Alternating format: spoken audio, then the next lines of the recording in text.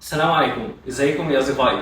في سلسله الفيديوهات دي ان شاء الله هنشرح Advanced Angular Concepts. هنشرح حاجات زي الويب وركرز، هنشرح حاجات زي الادفانسد بروفايدرز، هنشرح حاجات زي الادفانسد ديبندنسي انجكشن، هنشرح حاجات زي الديكوريتورز. جاهزين يا اصدقائي؟ يلا بينا.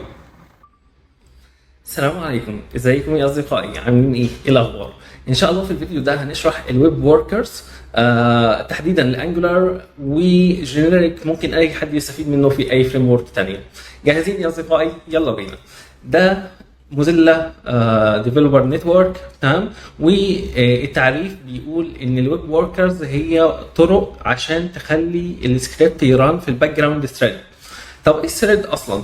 الثريد احنا عارفين ان الجافا سكريبت هي سنجل ثريدد، يعني بترن على ثريد واحده من الكورز بتاعه البروسيسورز، والثريدز بتاعه البروسيسور الكتيره دي بترن على ثريد واحده.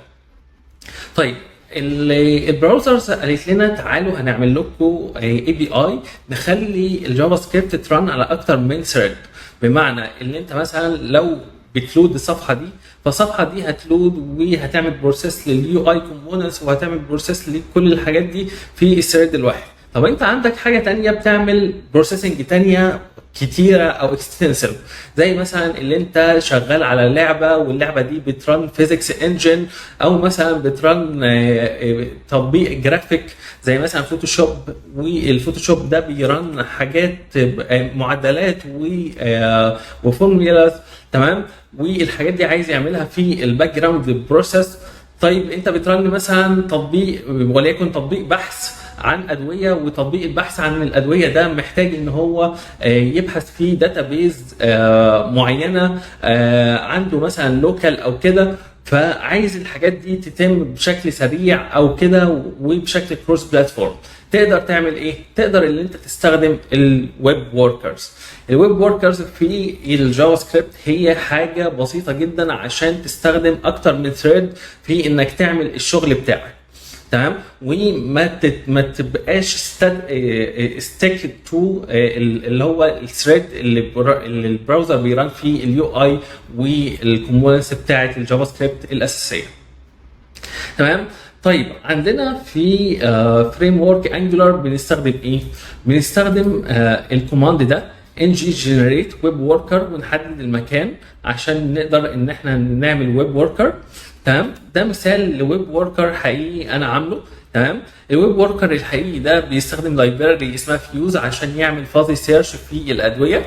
بياخد الادويه كلها ويعمل فازي سيرش، يقول لك دي يومين كذا كذا. لو كتبت الدواء غلط وليكن كونجستال مثلا كتبته غلط، دواء داويني، ممكن مثلا نجيب ايه؟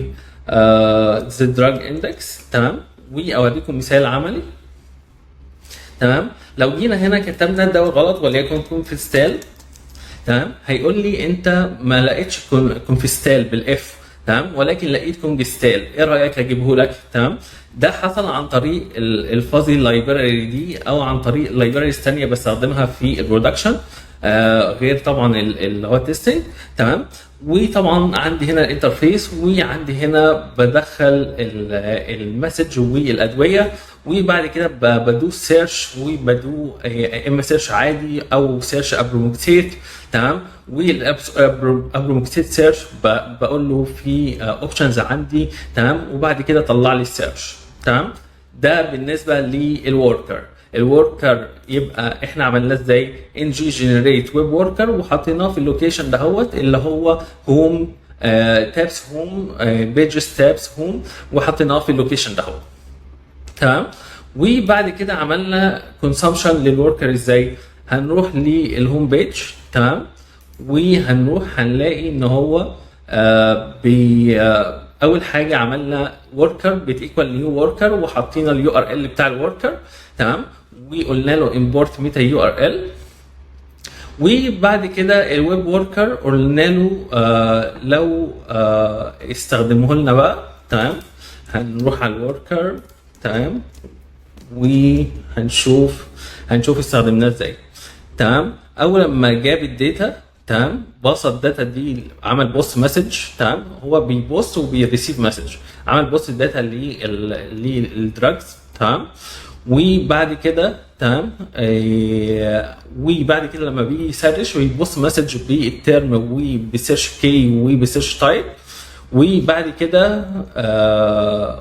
كده اون مسج لما يجي يقرا السيرش ريزلتس بيجيب مسج من الوركر تمام ان هو لو في داتا يعرضها، لو ما فيش داتا ما يعرضهاش تمام. وده ببساطه هو شرح الويب وركرز. يبقى الويب وركرز هو simple means for web content to run scripts in background threads. The worker thread can perform tasks without interfering، يعني من غير ما يتعارض مع اليوزر انترفيس. In addition, they can make network requests using fetch or XML HTTP request APIs.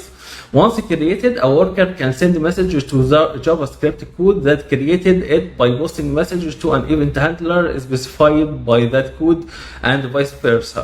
يعني ممكن يودي مسج او ممكن ان هو يريسيف مسج.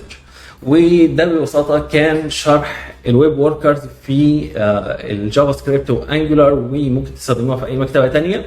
كان معاكم اسامه سليمان، وما تنسوش لايك وشير، وشرحنا الجزء ده في اقل من 6 دقائق. السلام عليكم.